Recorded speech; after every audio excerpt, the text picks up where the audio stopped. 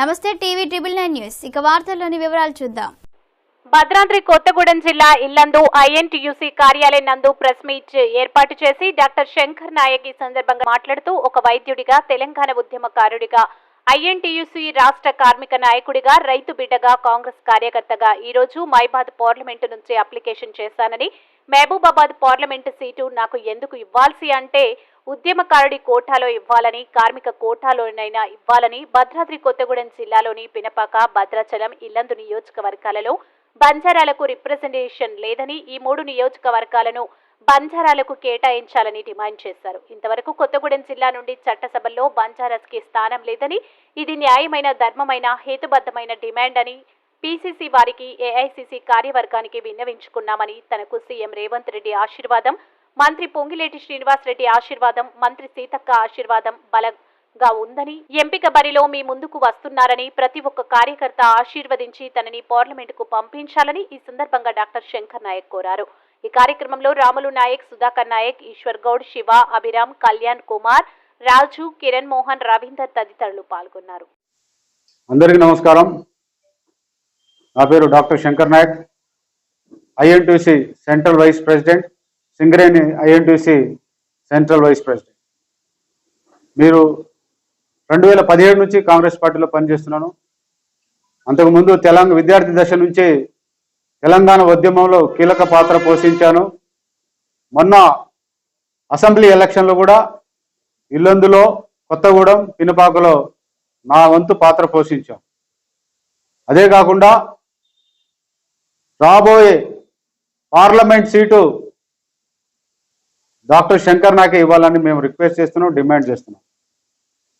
ఉద్యమకారు కోటలో కార్మిక సంఘ నాయకుడిగా, ప్రముఖ వైద్యునిగా, ఈ గిరిజన ప్రాంతాల్లో అనేక సేవలు చేసిన పరిగణనలో తీసుకొని నా అభ్యర్థిని పరిశీలన చేసి మహబూబాద్ పార్లమెంట్ సీటు నాకే కేటాయించాలని నేను అభ్యర్థన చేస్తున్నాను.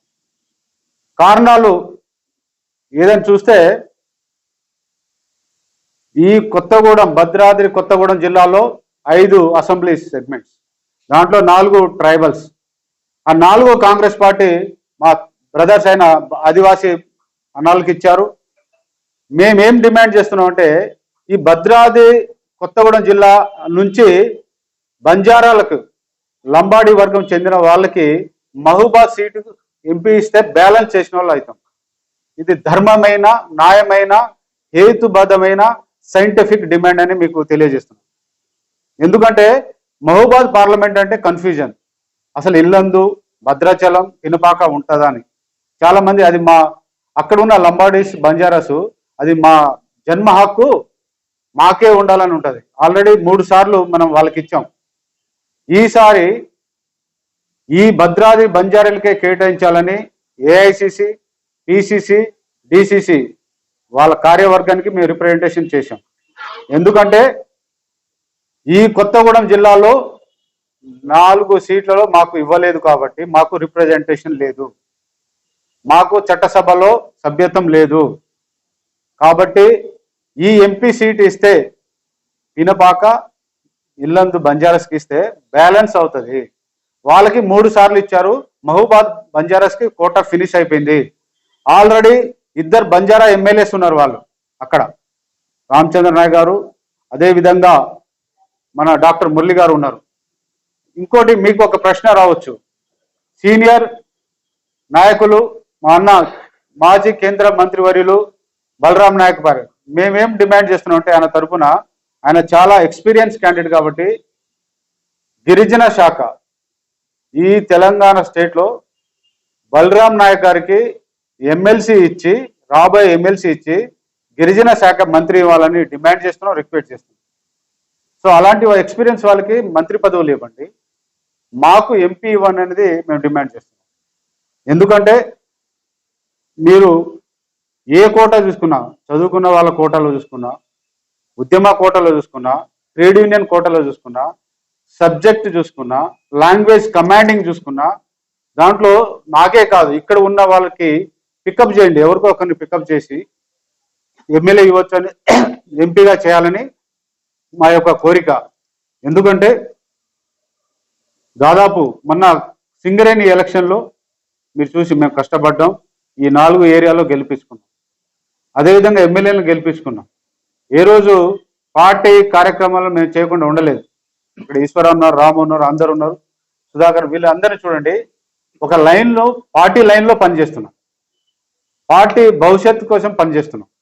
సో మా భవిష్యత్తును కాపాడాలని రేవంత్ రెడ్డి గారికి, మా అన్న పొంగులేటి శ్రీనివాసరెడ్డి గారికి, అదేవిధంగా అక్క సీతక్క గారికి, భరత్ చంద్రారెడ్డి గారికి, రామసాయం సురేందర్ రెడ్డి గారికి, ఇప్పుడు ఎమ్మెల్యే కొరం కనకయ్య గారికి విన్నపించుకున్నాం.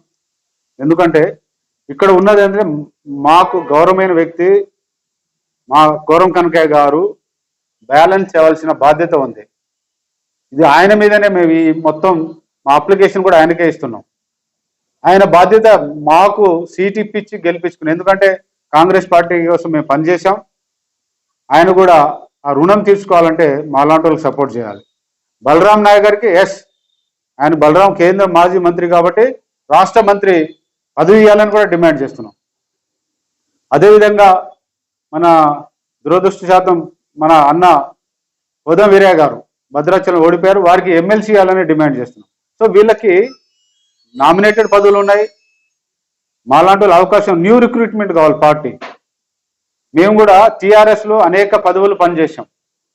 టీఆర్ఎస్ని బొందబెట్టడానికి, టీఆర్ఎస్ చేసిన కార్యక్రమాలను సర్వనాశనం చేయడానికి, టీఆర్ఎస్ పార్టీ బీఆర్ఎస్ పార్టీ రూపాంతరం చెందిన దాని పాతాలను తొక్కడానికి మా లక్ష్యం, మా గమ్యం, మా కోరిక. సో అలాంటి వాళ్ళని మమ్మల్ని సెలెక్ట్ చేసుకుంటే డిఫరెంట్గా భవిష్యత్తులో బీఆర్ఎస్ లేకుండా చేస్తాం. మా టార్గెట్ అదే. మాలాంటి వాళ్ళకి ఎంపీ సీట్ వస్తే భవిష్యత్తులో తెలంగాణ అనేది బీఆర్ఎస్ ఈ పింక్